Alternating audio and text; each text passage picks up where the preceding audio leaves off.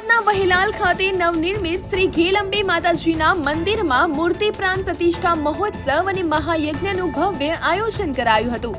સમસ્ત ઘેલંબે charitable trust દ્વારા આયોજિત આ મંગલકારી ઉત્સવ વિક્રમ સંવત 2082 ચૈત્ર સુદ 8મ ગુરુવારના દિવસે ઉજવવામાં આવ્યો. આ સમારંભના અધ્યક્ષ સ્થાને 1008 મહામંડલેશ્વર ડોક્ટર ગીતાશ્રી હરિજી પૂજ્ય દીદીશ્રી બિરાજા હતા. આ મહોત્સવમાં આફ્રિકાના ઉદ્યોગપતિ મગનભાઈ ઠુમ્મર સહિત અનેક મહાનુભાવો મુખ્ય મહેમાન તરીકે ઉપસ્થિત રહ્યા હતા. મહોત્સવના વિવિધ માંગલિક પ્રસંગોની શરૂઆત 22 માર્ચ 2026ના રોજ ધર્મધજા આરોહણથી થઈ હતી. ત્યારબાદ 24 માર્ચથી યજ્ઞ પ્રારંભ અને 25 માર્ચના રોજ ભવ્ય શોભાયાત્રાનું આયોજન કરાયું હતું. 25 માર્ચની રાત્રે લોકગાયિકા ધ્રુવી પટેલ, વિશાલ દુધાત અને કિશન રાદડિયા જેવા કલાકારો સાથે રંગ કસુંબર ડાયરો યોજાયો હતો. મુખ્ય ઉત્સવના દિવસે એટલે કે 26 માર્ચના રોજ બપોરે 12:39 કલાકે મૂર્તિ પ્રાણ પ્રતિષ્ઠા વિધિ સંપન્ન થઈ હતી. આ પ્રસંગે બપોરે 12 કલાકે મહાપ્રસાદનું પણ સુંદર આયોજન કરવામાં આવ્યું હતું. આ ભવ્ય મંદિરના નિર્માણ અને પ્રતિષ્ઠા મહોત્સવમાં વિનુભાઈ જોઘાણી, શૈલેષભાઈ કોટડિયા, પરેશભાઈ ડોબડિયા તેમજ ARV ન્યૂઝના એડિટર ઇન ચીફ ભાવેશભાઈ પટેલ, હિંમતભાઈ મધુભાઈ કપોપરા અને લાલજીભાઈ અંટાળા સહિત અનેક દાતાઓએ ઉદાર હાથે ફાળો આપ્યો છે. મંદિરના નિર્માણ કાર્યમાં સોમપુરા કૃણાલભાઈ અને યાત્રિકભાઈએ સેવા આપી છે. વહેલાલ તળાવના કાંઠે આવેલા ઘેલંબે ધામ ખાતે યોજાનારા આ ધાર્મિક મહોત્સવમાં અનેક લોકો હાજર રહ્યા હતા અને માતાજીના પ્રાણ પ્રતિષ્ઠા મહોત્સવમાં ભાગ લીધો હતો.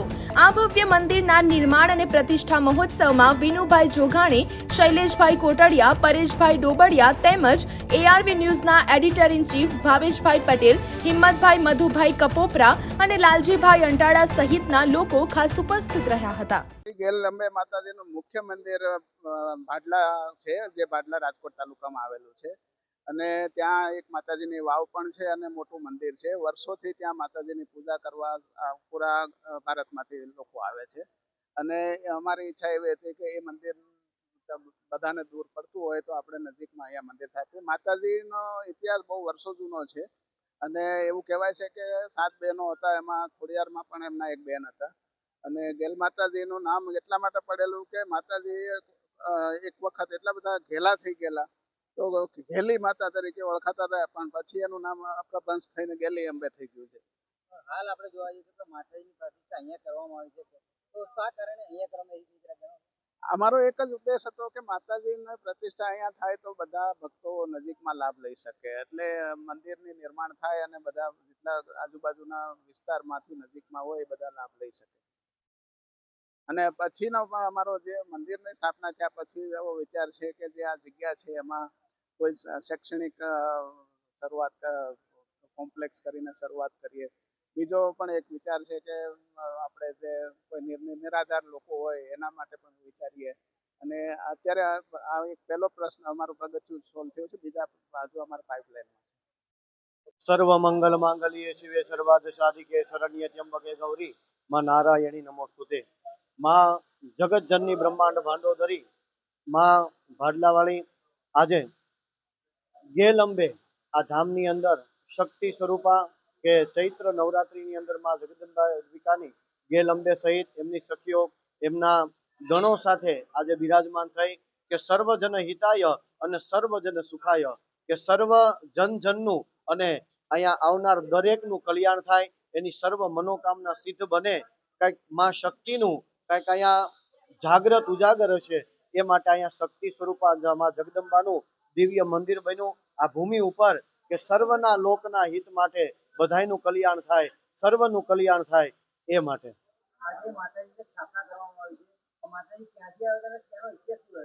માં જગદંબાનો ઇતિહાસ આમ તો કીધું છે. મારું નામ વસંતભાઈ કાળીદાસ સંઘવી છે, મુંબઈનો વતની છું. આજથી 30 વર્ષ પહેલા અમે ભાડલા ગામમાં ગયા હતા. ત્યાં અમને 2 ભાઈઓ ભક્તો સાયકલ ઉપર હાલતા આવ્યા કે એને પછી મને કીધું, મને એને 11 રૂપિયાનું પ્રભાવના કરી. પછી કે બોલ તારે શું કામ છે, શું જોવે છે એમ.